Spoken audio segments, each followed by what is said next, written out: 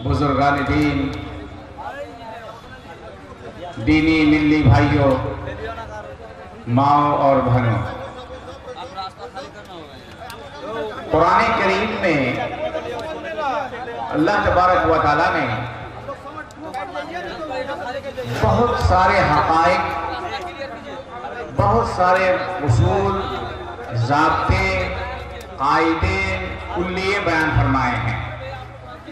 हम तमाम लोग जानते हैं कि कुरान करीम अल्लाह तबारक व तआला की आखिरी किताब है और ये किताब अल्लाह तबारक व तआला ने हमारे आखिरी नबी जनाब मोहम्मद रसूलुल्लाह सल्लल्लाहु अलैहि वसल्लम पर जिब्रील अलैहिस्सलाम के वास्ते से वक्तन फवक्तन 23 साला मुद्दत में नाज़िल फरमाया है।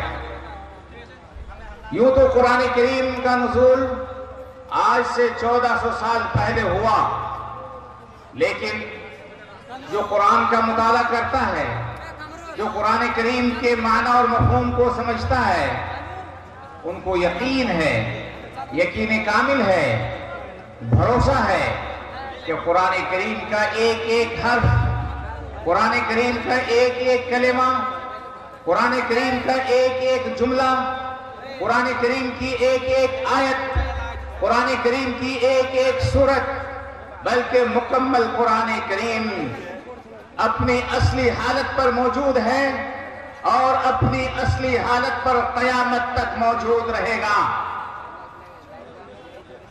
इस कुरान करीम के अंदर बातिल पर नहीं मार सकता। इस कुरान करीम के किसी भी मसले में कोई उंगली नहीं रख सकता।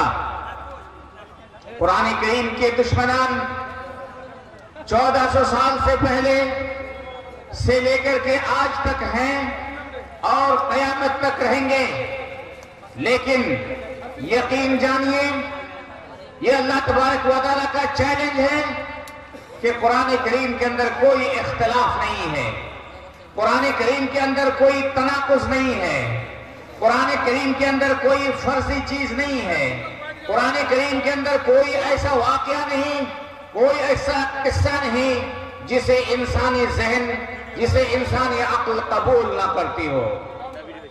कुरान ये हक है, कुरान ये सच है और कुरान करीम का हर हर अम्र, कुरान करीम की हर हर नहीं अपनी असली हालत पर मौजूद है और कुरान की एक मसले पर कोई उंगली नहीं कर सकता और कोई लब कुशाई नहीं कर सकता कि कुरान का ये हुक्म, कुरान का ये मसाला सही नहीं है।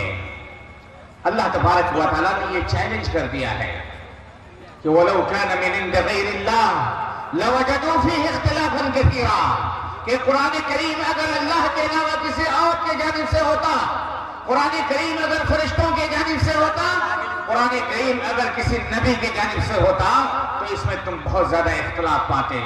अल्लाह की कसम, कुरान करीम जो 114 सूरतों पर मुश्तमिल है, कुरान करीम जो 30 पारे पर मुश्तमिल है, कुरान करीम के सफ़हात तकरीबन 200-300 से ज्यादा हैं, लेकिन अल्लाह की कसम कुरान करीम के एक अम्र, कुरान करीम की एक नहीं इंसानी अक्ल के खिलाफ नहीं है, इंसानी तबीयत के खिलाफ नहीं है, बल्कि पूरा कुरान इंसानी तबीयत, इंसानी अक्ल के बिल्कुल मुताबिक है, बिल्कुल मुताबिक है।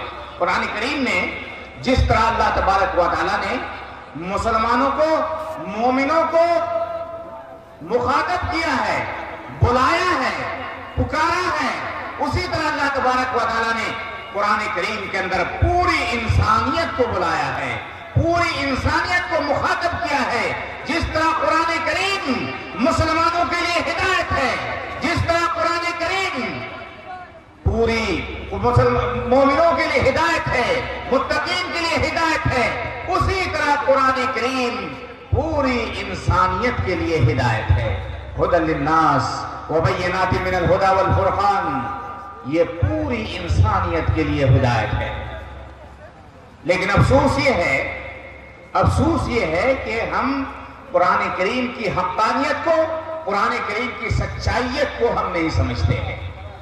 یہ تو قرآن کریم کی بات ہوئی، اور اسی طرح اللہ کے حبیب جناب محمد رسول اللہ صلی اللہ علیہ وسلم نے ایک سالہ زندگی میں جو کچھ کہا ہے، جو کچھ کیا ہے، اور آپ کی موجودگی میں صحابہ کرام نے جو کچھ کیا ہے اور آپ نے خاموشی کا اظہار کیا، جس کو تقریر کہتے ہیں اللہ کی قسم، وہ بھی اپنی اصلی حالت پر موجود ہے اور وہ بھی قیامت تک اپنی اصلی حالت پر موجود رہے گا۔ صحابہ کرام کے زمانے کے بعد سے لے کر آج تک لوگوں نے اللہ کے حبیب صلی اللہ علیہ وسلم کی حدیث کے ساتھ بہت زیادہ کھلواڑ کیا، بہت غلط چیزیں ملانے کی کوشش کی، بلکہ ملائی موضوع چیزیں، من گھڑت چیزیں، غلط چیزیں، غلط واقعات، لیکن اللہ کے فضل و کرم سے اس زمانے سے لے کر اس زمانے تک اور قیامت تک اہل علم نے اللہ کے حبیب صلی اللہ علیہ وسلم کی صحیح باتوں کو، صحیح افعال کو، صحیح اقوال کو، صحیح تقریرات کو ایک جگہ جمع کر دیا ہے۔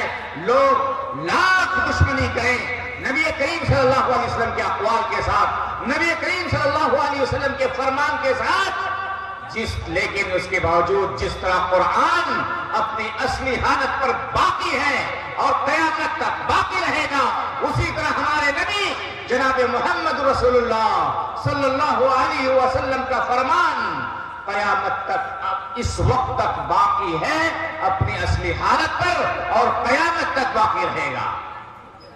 وہ انسان کامیاب ہے، وہ انسان کامیاب ہے، اس انسان کو سعادت ملے گی، اس انسان کو سعادت نصیب ہوگی اس دنیا کے اندر اور اس دنیا کے اندر آخرت کے اندر، جو قرآن کریم کو اور حبیب مصطفیٰ صلی اللہ علیہ وسلم کی سنت کو، حدیث کو مضبوطی کے ساتھ تھام لے۔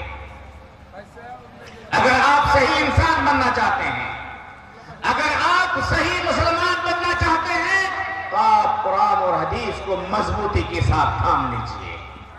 اللہ کے حبیب جناب محمد رسول اللہ صلی اللہ علیہ وسلم کا فرمان ہے، ترکت فیکم امرین لن تذلوا ما تمسکتم بہما کتاب اللہ و سنتی۔ لوگوں تمہارے درمیان دو چیزیں چھوڑ کر جا رہا ہوں، لوگوں تمہارے درمیان دو چیزیں چھوڑ کر جا رہا ہوں، جب تک ان دو چیزوں کو مضبوطی کے ساتھ تھامے رہو گے کبھی بھی گمراہ نہیں ہوگے۔ یہی دین ہے، یہی شریعت ہے، یہی مصدر ہے، یہی مرجع ہے۔ اگر آپ مسلمان ہیں، اگر آپ نے اشہد ان لا الہ الا اللہ و اشہد ان محمد رسول اللہ کا اقرار کیا ہے، تو آپ پر واجب ہے کہ آپ ہر چیز میں، عقائد میں، عبادات میں، معاملات میں، اخلاقیات میں، سماجیات میں، ہر چیز میں قرآن کو مقدم کریں اور اللہ کے حبیب جناب محمد رسول اللہ صلی اللہ علیہ وسلم کی سنت کو مقدم کریں۔ یہ ہے منہج، یہ ہے طریقہ اللہ کے حبیب صلی اللہ علیہ وسلم کا، یہ ہے طریقہ، یہ ہے منہج صحابہ کرام کا۔ صحابہ کرام میں خلفائے راشدین کا، ابو بکر کا، عمر فاروق کا، عثمان غنی کا، حضرت علی کا، تمام صحابہ کرام کا، تابعین کا، محدثین کا، فقہاء کرام کا، مفسرین کا، تمام اہل علم کا آج بھی ہے، اور تمام اہل حق علماء کرام کا منہج رہے گا قیامت تک کہ قرآن اور حدیث کو مضبوطی کے ساتھ تھام لو۔ قرآن کی بات آ جائے تو کسی اور کی بات کی طرف نہیں جانا ہے، نبی کریم صلی اللہ علیہ وسلم کی بات آ جائے تو کسی اور کی بات کی طرف نہیں جانا ہے۔ قرآن اور حدیث ہمارے لیے کافی ہے، قرآن اور حدیث ہمارے لیے کافی ہے۔ قرآن کو مضبوطی کے ساتھ پکڑ لیں، سنت رسول صلی اللہ علیہ وسلم کو مضبوطی کے ساتھ تھام لیں۔ اللہ کی قسم، آپ کی پوری زندگی کا حل قرآن کریم اور نبی کریم صلی اللہ علیہ وسلم کی حدیث کے اندر موجود ہے. یہ منہج ہے میرے بھائیوں. کسی کی بات نہیں چلے گی قرآن کی موجودگی میں، کسی کی بات نہیں چلے گی سنت رسول کی موجودگی میں. اگر کوئی قرآن کو پا جانے کے بعد، کسی مسئلے کی دلیل قرآن میں مل جانے کے بعد بھی ادھر ادھر چونچ مارتا ہے، ادھر ادھر آنکھ اٹھاتا ہے، دیکھتا ہے کہ ہمارے علماء کیا کہتے ہیں، ہمارے مسلک میں کیا ہے، سمجھ جائیے کہ اس کے دل میں ایمان نہیں ہے، وہ صحیح مسلمان نہیں ہے. صحیح مسلمان وہ ہوتا ہے کہ رب کا فرمان آ گیا وہاں رک گیا، نبی کا فرمان آ گیا وہی رک گیا. اس کا عقیدہ وہی ہے، اس کا عقیدہ وہی ہوگا جو قرآن نے اسے سکھایا ہے. اس کا عقیدہ وہی ہوگا جو حدیث نے سکھایا ہے، جو رسول اللہ صلی اللہ علیہ وسلم کا عقیدہ تھا، جو نبی کریم صلی اللہ علیہ وسلم نے سکھایا ہے. اس کا عقیدہ کسی اور کے عقیدے کی طرف نہیں ہوگا، اس کا عقیدہ اہل کلام کی طرف نہیں ہوگا، اس کا عقیدہ فلسفیوں کی طرف نہیں ہوگا، اس کا عقیدہ صوفیوں کی طرف نہیں ہوگا، اس کا عقیدہ غلط لوگوں کی طرح نہیں، قصہ گو لوگوں کی طرح نہیں، ملاؤں کی طرح نہیں، بلکہ اس کا عقیدہ وہی ہوگا جو قرآن نے عقیدہ بتایا ہے. اس کا طریقہ وہی ہوگا جو قرآن نے بتایا ہے. اس کا منہج وہی ہوگا جو قرآن نے بتایا ہے. اس کا طریقہ، اس کا عقیدہ وہی ہوگا جو نبی کا فرمان میں موجود ہے، جو عقیدہ صحابہ اکرام کا تھا، جو منہج صحابہ اکرام کا تھا، جو طریقہ اور جو منہج، جو اعتقاد، جو عقیدہ صحابہ اکرام کا تھا، وہی اس کا عقیدہ ہوگا، کیونکہ اس نے قرآن اور حدیث کو اپنے سینے سے لگایا ہے. ایک ہاتھ میں قرآن کو پکڑا ہے اور ایک ہاتھ میں نبی کریم صلی اللہ علیہ وسلم کی سنت کو پکڑا ہے. وہ اپنے عقیدے میں، اپنے اعتقاد میں، اپنے منہج میں ادھر قرآن اور حدیث کو چھوڑ کر کہیں اور نہیں جائے گا. قرآن کریم نے اللہ تبارک و تعالیٰ نے اسی کو بیان فرمایا ہے. فَإِنْ آمَنُوا بِمِثْلِ مَا آمَنْتُمْ بِهِ فَقَدْ اهْتَدَوْا وَإِنْ تَوَلَّوْا فَإِنَّمَا هُمْ فِي شِقَاقٍ فَسَيَكْفِيكَهُمُ اللَّهُ وَهُوَ السَّمِيعُ الْعَلِيمُ. اگر اے مومنوں، اے لوگوں، اے بات کے لوگوں، اگر تمہارا ایمان، تمہارا منہج، تمہارا طریقہ، تمہارا عقیدہ ان لوگوں کی طرح ہوگا، فَإِنْ آمَنُوا بِمِثْلِ مَا آمَنْتُمْ بِهِ، صحابہ کرام کی طرح ہوگا، تابعین کی طرح ہوگا، فَقَدْ اهْتَدَوْا، تو ہدایت پر ہوں گے. ہدایت پر ہونے کے لیے ہمارا ایک ایک عقیدہ، ہمارا ایک ایک سلوک، ہمارا ایک ایک منہج قرآن اور حدیث کے مطابق ہونا چاہیے، اسی طرح ہونا چاہیے جو صحابہ کرام کا عقیدہ اور منہج تھا. میرے محترم بھائیو دوستو، وہی عقیدہ بناؤ جو صحابہ کرام نے بنایا تھا، وہی عقیدہ بناؤ جو تابعین نے بنایا تھا، وہی عقیدہ بناؤ جو تبع تابعین، ائمہ محدثین، بخاری، مسلم، ابو داؤد، ترمذی، نسائی نے بنایا تھا. اللہ کی قسم حق ان کے ساتھ تھا، انہوں نے دین کو سمجھا تھا، جو انہوں نے دین سمجھا تھا وہی آج بھی ہمیں سمجھنا ہے. اپنی جانب سے منمانی نہیں کرنی ہے. ہمارے نبی جناب محمد رسول اللہ صلی اللہ علیہ وسلم کے بارے میں اللہ تبارک و تعالیٰ فرماتا ہے وَمَا يَنْتِقُ عَنِ الْهَوَىٰ إِنْ هُوَ إِلَّا وَحْيٌ يُوحَىٰ. نبی کریم صلی اللہ علیہ وسلم اپنی جانب سے کچھ نہیں کہتے. نبی کریم صلی اللہ علیہ وسلم اپنی جانب سے کچھ نہیں کہتے تھے. جو کچھ بھی کہتے تھے اللہ تبارک و تعالیٰ کی جانب سے کہتے تھے. ڈرو میرے بھائیو، اے اہل علم، اے لوگوں، اے بادشاہوں، لوگوں ڈرو. تمہیں اپنی جانب سے کچھ نہیں کہنا ہے. عقیدے کے باب میں، عبادت کے باب میں، اخلاقیات کے باب میں، معاملات کے باب میں اپنی جانب سے کچھ نہیں کہنا. وہی کہنا جو قرآن میں ہے، وہی کہنا جو نبی کریم صلی اللہ علیہ وسلم کے فرمان میں ہے. اللہ تبارک و تعالیٰ نے تمہیں اپنی عبادت کے لیے پیدا کیا ہے. اگر آپ سے سوال کیا جائے کہ اللہ تبارک و تعالیٰ نے جن اور انس کو کس لیے پیدا کیا ہے، آپ کا جواب ہونا چاہیے کہ اللہ تبارک و تعالیٰ نے جن اور انس کو اپنی عبادت کے لیے پیدا کیا ہے. ہمارا اصل کام یہ ہے کہ ہم اللہ تبارک و تعالیٰ کی عبادت کریں. وَمَا خَلَقْتُ الْجِنَّ وَالْإِنسَ إِلَّا لِيَعْبُدُونِ. میں نے جن اور انس کو اپنی عبادت کے لیے پیدا کیا ہے. یہ اللہ تبارک و تعالیٰ کا فرمان ہے. آپ اللہ کی عبادت کریں, اللہ کی بندگی کریں, اللہ کو اپنا معبود حقیقی سمجھیں, اللہ تبارک و تعالیٰ کو اپنا رب سمجھیں, اللہ تبارک و تعالیٰ کو اپنا پالنہار سمجھیں, اللہ تبارک و تعالیٰ کو اپنا خالق سمجھیں, اللہ تبارک و تعالیٰ کو اپنا رازق سمجھیں. یہ سمجھیں کہ اسی نے ہمیں پیدا کیا, وہی ہمیں روزی دیتا ہے. اس کو توحید کہتے ہیں. افراد اللہ تعالی بالربوبیت والالوہیت والاسماء والصفات. اللہ تبارک و تعالیٰ کو اللہ کے کاموں میں ایک جاننا, اللہ تبارک و تعالیٰ کو اللہ کی عبادت میں ایک جاننا, اللہ تبارک و تعالیٰ کو اس کے ناموں میں اور اس کی صفات میں ایک جاننا, اس کو توحید کہتے ہیں. اس کو توحید کہتے ہیں. اسی توحید الوہیہ کے لیے, اللہ کی عبادت کے لیے اللہ تبارک و تعالیٰ نے آپ کو بنایا ہے, آپ کو پیدا کیا ہے, آپ کو عدم سے وجود میں لایا ہے. عبادت کیا چیز ہے میرے بھائیوں؟ عبادت ہے بندگی, عبودیت سے ہے.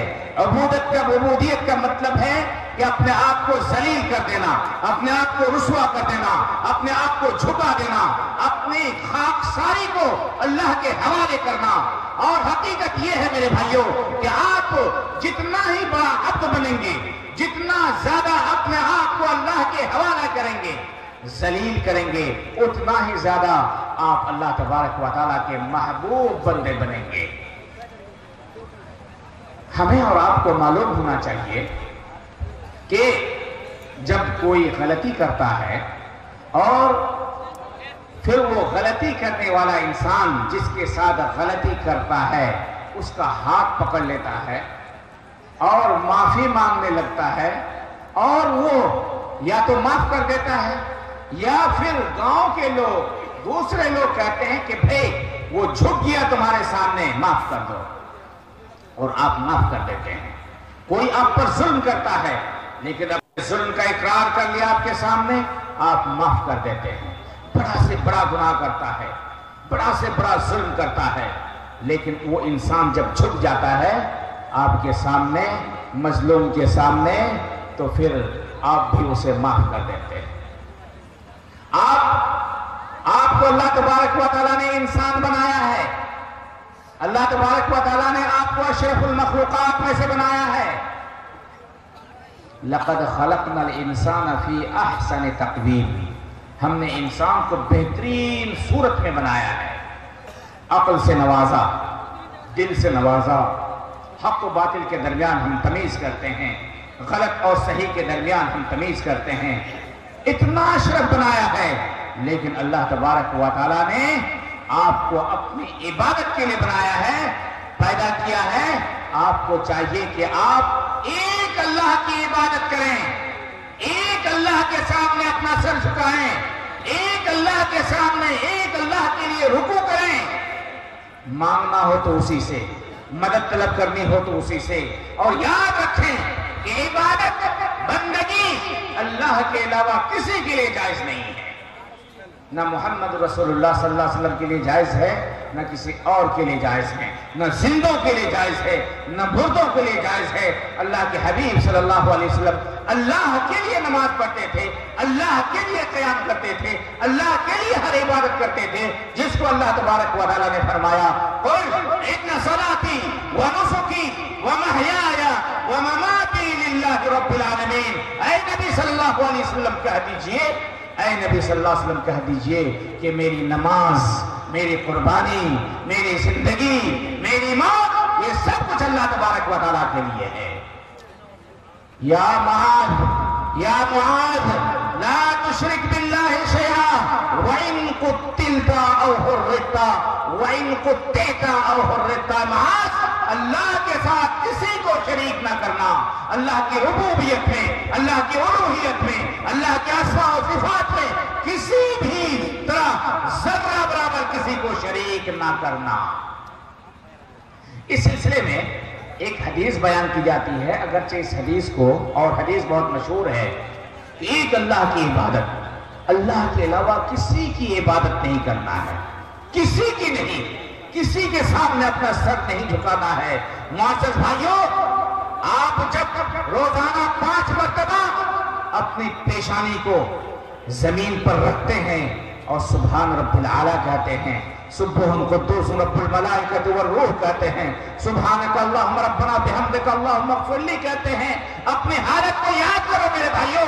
آپ اپنے 7 آزاد زمین پر رکھتے ہیں، یوں تو آج قالین ہے، یوں تو آج چٹائی ہے، یوں تو آج سجادہ ہے، مصلی ہے، لیکن اس وقت کو یاد کریں جب ہمارے نبی جناب محمد رسول اللہ صلی اللہ علیہ وسلم مسجد نبوی میں کوئی شروع میں چٹائی نہیں تھی، بارش ہوتی تھی، بارش کا پانی زمین پر گرتا تھا، مسجد کے اندر ہوتا تھا اور وہ مسجد گیلی ہو جاتی تھی۔ اسی حالت میں ہمارے نبی جناب محمد رسول اللہ صلی اللہ علیہ وسلم اپنے 7 اعضاء کو اللہ کے حوالے کرتے تھے، زمین پر رکھتے تھے۔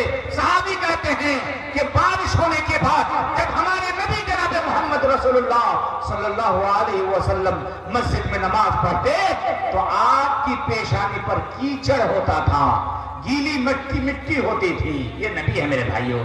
آپ یاد کریں، یہ 7 اعضاء جب آپ زمین پر رکھتے ہیں، اپنی 2 ہتھیلی اور 2 گھٹنا، 2 پیر، اور یہ سب سے اشرف جگہ، سب سے بہترین جگہ، اور یہ ناک جس کو آپ کٹنے نہیں دیتے ہیں، جسے آپ جھکنے نہیں دیتے ہیں، لیکن روزانہ آپ ان 7 اعضاء کو اللہ کے لیے مسجد میں جا کر رگڑتے ہیں، زمین پر رگڑتے ہیں، اس طرح رگڑتے ہیں کہ بسا اوقات آپ کی پیشانی پر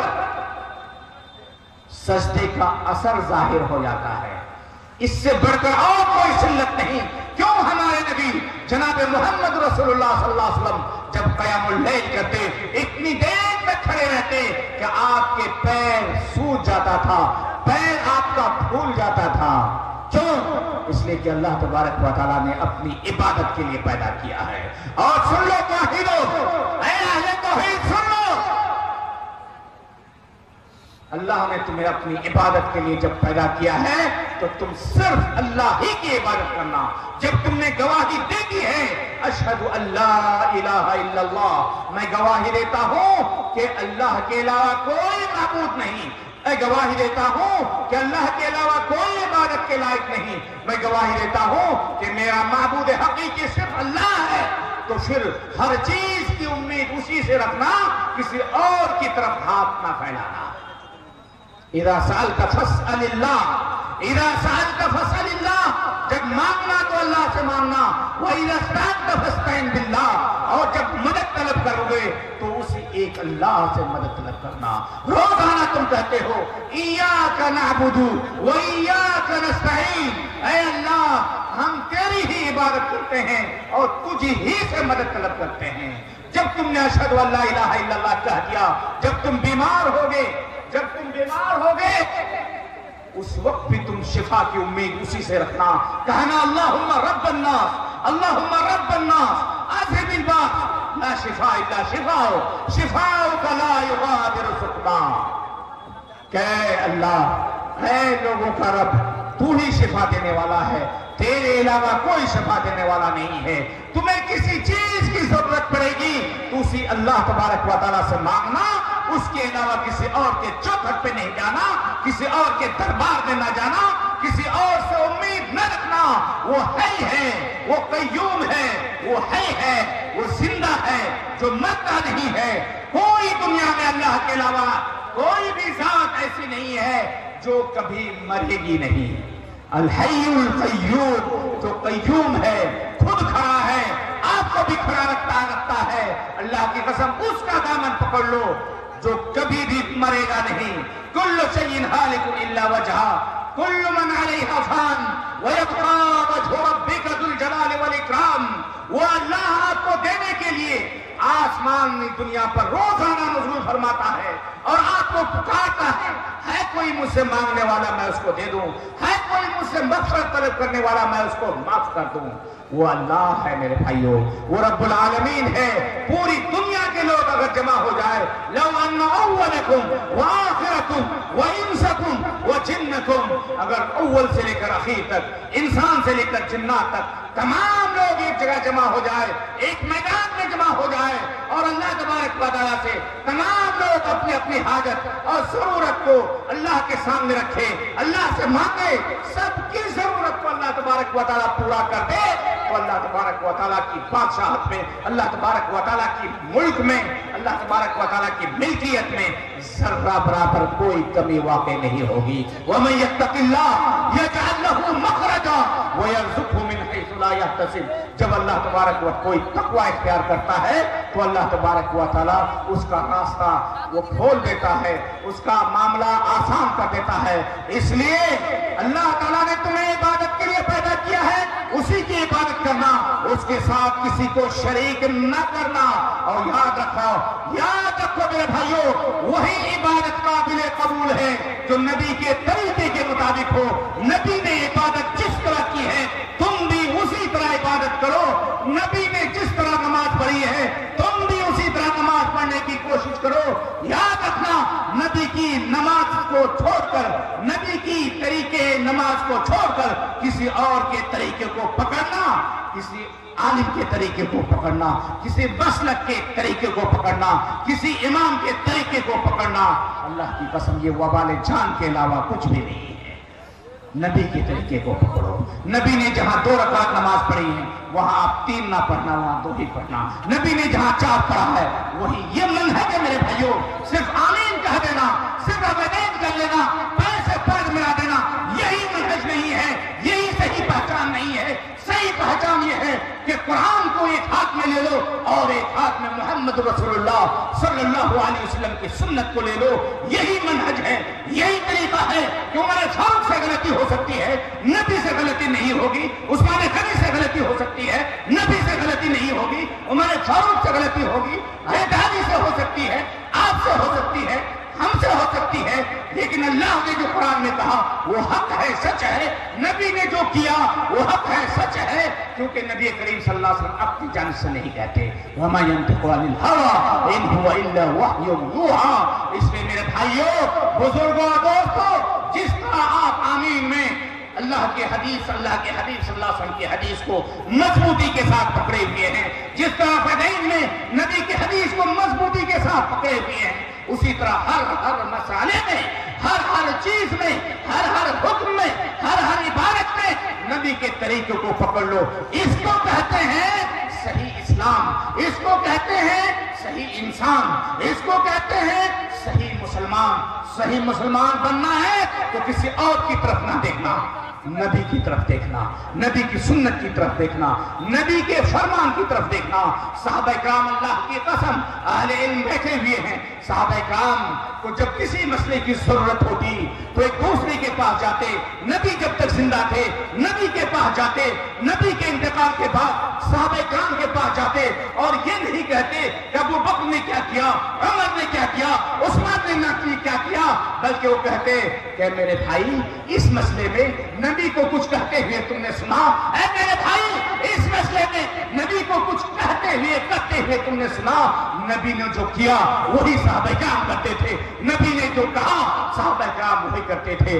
इसलिए सही मनहज ये है, सही तरीका ये है, सही इंसान वो है, सही मुसलमान वो है जो कुरान और हदीस को मजबूती के साथ थाम ले और कुरान और हदीस को जिस तरह सहाबा इकराम ने समझा था, जिस तरह ताबईन ने समझा था, जिस तरह सलफ सालेहीन ने समझा था, उसी तरह आप भी समझने की कोशिश करें। एक अल्लाह की इबादत करें और हर इबादत नबी के तरीके के मुताबिक किए। जहां नबी ने हाथ उठाया वहां हाथ उठाइए, जहां नबी ने हाथ नहीं उठाया वहां न उठाओगे भाइयों। चाहे तुम 25 साल से उठा रहे थे, 100 साल से हाथ उठा करके दुआ कर रहे थे, तुम इज्तिमाई दुआ हर फर्ज नमाज के बाद करते थे, लेकिन जब तुम्हें मालूम हो गया, जब तुम्हें अहले इल्म ने बताया ये नबी का तरीका नहीं है, तो उसी वक्त तुम्हें छोड़ देना है। अगर तुम्हारे अंदर ये ताकत है, तुम्हारे अंदर ये पावर है, तुम्हारे अंदर ये स्पिरिट है कि तुम जब सुनो किसी आलिम को कहते हुए कि ये काम नबी ने नहीं किया گیا ہے. اگر تم نے اسی وقت چھوڑ دیا تو تم صحیح منہج والے ہو, تم صحیح ایمان والے ہو, تم صحیح انسان ہو, تم صحیح مسلمان ہو, تم صحیح منہج والے ہو. لیکن اگر تم نے قبر والوں کی طرف دیکھا, اگر تم نے یہ دیکھا کہ فلاں عالم نے ایسا کیا کہ میں کروں گا, تو سمجھ جاؤ کہ تمہارے ذہن میں, تمہارے طبیعت میں, تمہارے دماغ میں اللہ تبارک و تعالیٰ نے ضلالت اور رذالت لکھ دی ہے. اس لیے صحیح مسلمان بننے کے لیے قرآن حدیث کو اپنے سینے سے لگا لیجیے. علیکم بسنتی وسنت الخلفاء الراشدین المہدیین تمسکوا بها وعضوا علیہا بالنواجذ. اللہ تعالیٰ سے ہم دعا کرتے ہیں کہ اللہ تعالیٰ تو ہم تمام مسلمانوں کو صحیح منہج, صحیح طریقہ, صحیح عقیدہ پر کو جاننے, سمجھنے اور اس پر عمل کرنے کی توفیق عطا فرما. اخیر میں اللہ تبارک و تعالیٰ کے شکریہ کے بعد معزز جناب مولانا شمیم صاحب کا دل کے نہا کھانے سے شکریہ ادا کرتا ہوں کہ ان کے بار بار اصرار کے بعد الحمدللہ یہاں آنے کا موقع ملا اور اس جمع غفیر کو کچھ باتیں سنانے اور بہت سارے اہل علم سے کچھ استفادہ کرنے کا موقع ملا. اللہ تبارک و تعالیٰ ہمیں اخلاص عطا فرمائے. اللہ تبارک و تعالیٰ ہماری حاضری کو قبول فرمائے. اللہ تبارک و تعالیٰ یہاں جس خاص مقصد کے لیے اجلاس منعقد کیا گیا, اللہ تعالیٰ اسے اس خاص مقصد کو قبول فرمائے. اللہ تبارک و تعالیٰ ہم میں جو بیمار ہیں ان کو شفا عطا فرما, جو محتاج ہے ان کے محتاج کو دور فرما. اللہ آمین. مسلمانوں کو بھائی چارہ کے ساتھ, پوری انسانیت کو بھائی چارہ کے ساتھ ایک جگہ قرآن و حدیث کو مضبوطی کے ساتھ تھامنے کی توفیق عطا فرما. قولی ھذا واستغفر اللہ لی ولکم ولسائر المسلمین فاستغفروہ انہ هو الغفور الرحیم. وصلی اللہ علی نبینا محمد وعلی آلہ وصحبہ اجمعین.